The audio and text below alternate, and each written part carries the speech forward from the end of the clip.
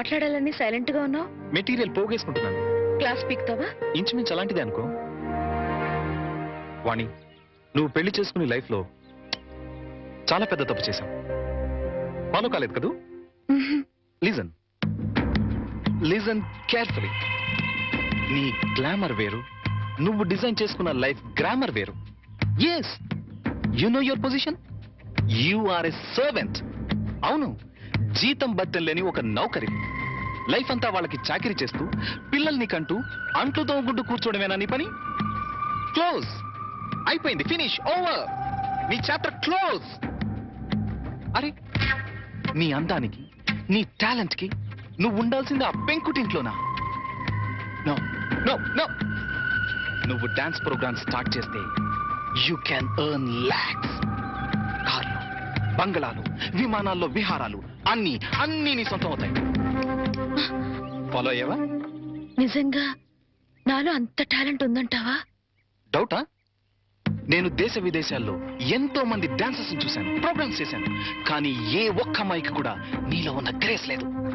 అసలు డాన్స్ చేయడంలో నీ స్టైలే వేరు. జస్ట్ శాంపుల్ కి ఒక్క ప్రోగ్రామ్ చేసి చూడు. మా వారు ఒప్పుకోరేమో.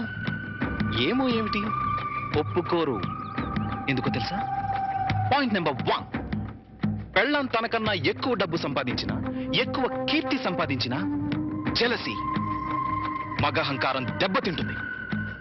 పాయింట్ నెంబర్ 2, నువ్వు ప్రోగ్రామ్స్ ఇస్తే ఇంట్లో ఫ్రీగా చాకిరీ చేసే నౌకరుండదు. వాళ్ళ దృష్టిలో పెళ్ళాం అంటే ఏంటో తెలుసా? ఫ్రీగా చాకిరీ చేసే ఒక యంత్రం. ఏ టాలెంట్ లేని ఆడవాళ్ళు గతి లేక అలా పడుంటారు. బట్ యు సీ, నీలాంటి టాలెంట్, గ్లామర్ ఉన్న ఆడది ఒక యంత్రం కాదు. మల్లెపూల సాయంత్రం అంతకన్నా కాదు, కాకూడదు. అయితే ఇప్పుడు నన్ను ఏం చేయమంటావు? సింపుల్, నన్ను ఫాలో అయిపో. మా వారు పంపించరేమో. చెప్తే ఖచ్చితంగా పంపించరు. చెప్పకుండా వచ్చేయి. ఏ, కాలేజ్ డేస్ లో నువ్వు చాలా రిచ్ గా బ్రతకాలని కలలు కనేదానివి, గుర్తుందా? ఇప్పుడు ఉంది. దెన్ సంపాదించు. సంపాదించే అవకాశం ఉంది.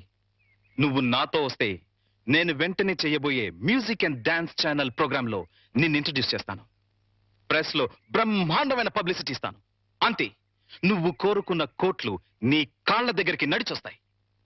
యు నో వన్ థింగ్, భూమి తిరుగుతున్నది సూర్యుడి చుట్టూ.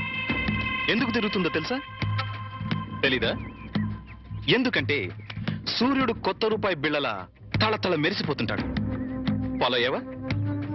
నువ్వు డబ్బు సంపాదిస్తే నీ వాళ్ళంతా నీ చుట్టూ తిరుగుతారు. అది నువ్వేం చెప్పదు, జస్ట్ విను. నువ్వు డబ్బు సంపాదిస్తే నాకేం లాభం రాదు. ఇందులో నా స్వార్థం లిటిల్ బిట్ ఉందనుకో. నువ్వొస్తే నా ట్రూ ప్రెస్టేజ్ పెరుగుతుంది, డిమాండ్ పెరుగుతుంది. ఆలోచించుకో. ఒక్కసారి కాదు, 100 సార్లు ఆలోచించుకో. నీకిష్టమైతే రాత్రి 12 గంటలకి మీ వీధి చివర కార్లో వెయిట్ చేస్తుంటాను. Exactly half an hour wait చేస్తాను. వస్తే హెవెన్ ఎలా ఉంటుందో చూపిస్తాను. లేదా ఆ హెల్లోనే, ఆ వెల్లోనే మగ్గిపో. It's up to you. Bye. అది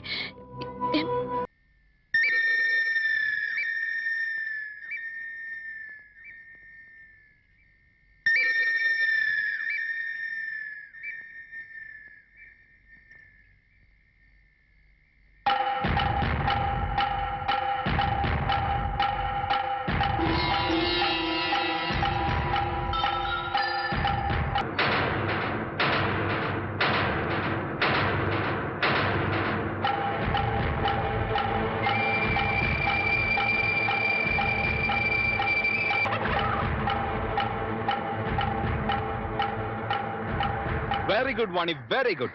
నా సలహా 100% ఫాలో అవుతావు అనుకున్నాను. ఫాలో అయ్యావు. ఇంకా ఈ ఇంటిని, నీ మొగుణ్ణి పూర్తిగా మర్చిపో. Okay? Hey, any second thought? Very good, let's go. మళ్ళీ మీ వాళ్ళు ఎవరైనా చూస్తే danger. Come on, Hari up.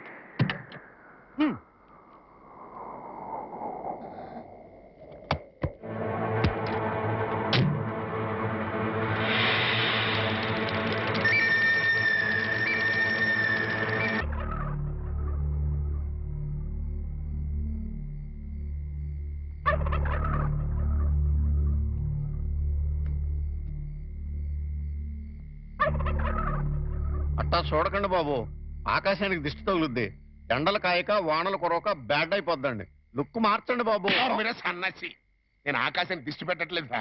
మరి? ఎప్పుడెప్పుడు తెల్లారిపోద్దా, ఎప్పుడెప్పుడు ఆ హెడ్ మాస్టర్ గారు కూతురు లేచిపోయిందో అని పేపర్లో హెడ్ లైన్స్ లో పడ్డట్టుగా ఊరంతా చెబుదామా అని. నిజమేనండోయ్, చెప్పకపోతే మీ కడుపు ఉబ్బిపోద్ది, బుర్ర పుచ్చిపోద్ది. మరి ఆ. బొల్లు తెల్లారట పెట్టి ఆ హెడ్ మాస్టర్ గారి బతుకు తెల్లగా తెల్లారిపోద్ది. వేడి వేడి న్యూస్, ఫ్లాష్ న్యూస్, వేడి వేడి న్యూస్, ఫ్లాష్ న్యూస్.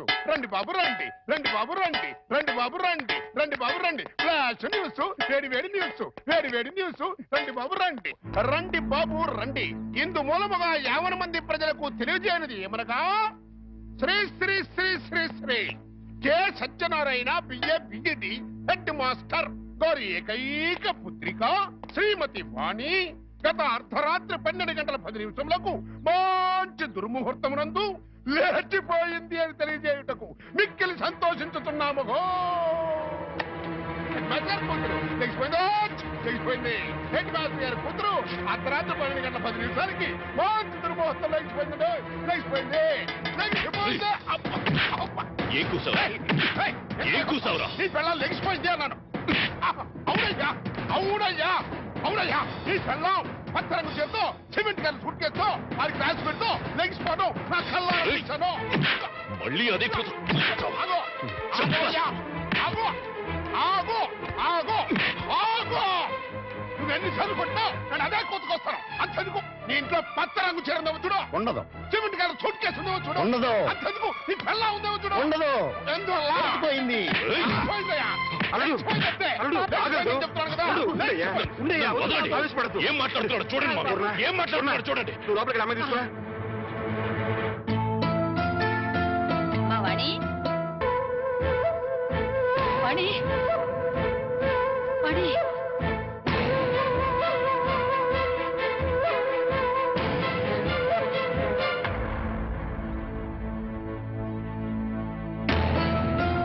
పూర్ణ, అమ్మాయిది ఏమండే ఏమండే చూశారు కదా మొఖం లెగిసిపోయింది రోజు నేను చెప్తుంటే ఒక్కళ్ళు కూడా నా మాట పట్టించుకోలేదు కదా. ఏమండి మాస్టరు, తమది పరువు మర్యాద గౌరవం వంశ ప్రతిష్ట గల కుటుంబం కదా.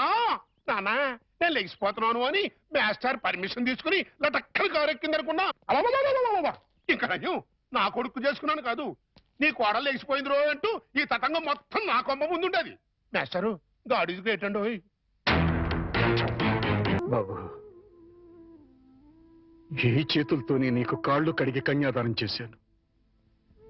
అది ఇప్పుడు ఎక్కడున్నా సరే వెతికి పట్టుకుని ముక్కలు ముక్కలుగా నరికి ఆ రక్తంతో మళ్ళీ నీ కాళ్ళు కడుగుతాను. అడ్డు తప్పుకో. మామయ్య, వాణిని చంపితే పోయిన పరువు తిరిగి వస్తుందా? రాదని తప్పు చేసిన దాని వదిలేమంటావా? చేసిన తప్పుని సరిదిద్దుకునే అవకాశం ఇమ్మంటున్నా. అంటే హెడ్ మాస్టర్ గా మీరు ఎంతో మంది పిల్లలు ఎన్నోసార్లు తప్పు చేస్తే క్షమించుంటారు, లేదా ఏది తప్పో ఏది ఒప్పో చెప్పి వాళ్ళని బాగు చేసి ఉంటారు. అలాంటి మీరు అది పిల్లల విషయం, కానీ ఇది వాణి పసిబిడ్డకి తల్లైనా ఇంకా పసితనం పోలేదు. కార్లు బంగళాలే జీవితమని భ్రమలో ఉంది.